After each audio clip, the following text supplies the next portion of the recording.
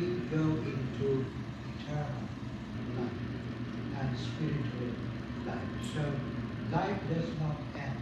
It is only change. There was this doctor, Dr. Elizabeth Kubler-Ross in America. She wrote a book, Life After Life. She believes that there is life after life. And she came to that conclusion, that, or conviction, that there is life after this life.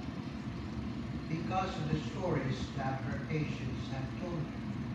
Since she was a doctor, a medical doctor, she had encountered patients who died, clinically dead already, and then came back to life.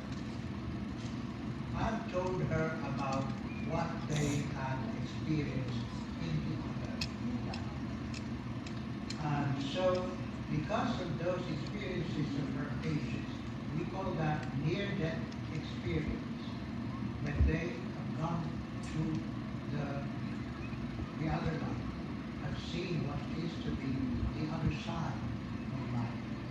So, because of those stories that her patients had told her, she had come to the conviction that life is not dead. There is life after this life.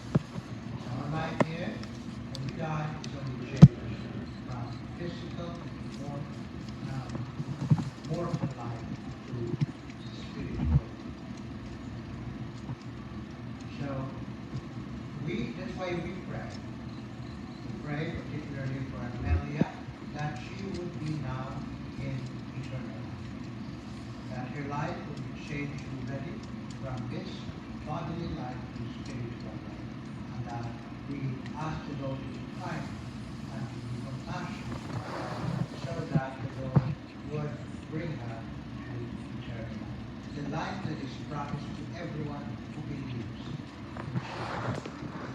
Whoever believes in me, even if he dies, will live. That is the promise of Jesus. Because Jesus is the resurrection and the life. So to believe in him means to live. We don't die if we believe in Jesus. Of course, with our eyes, human eyes, when somebody is dying, we say they died. But according to the eyes of Jesus, the person who believes in him does not die. Lives forever. That's what we desire. We pray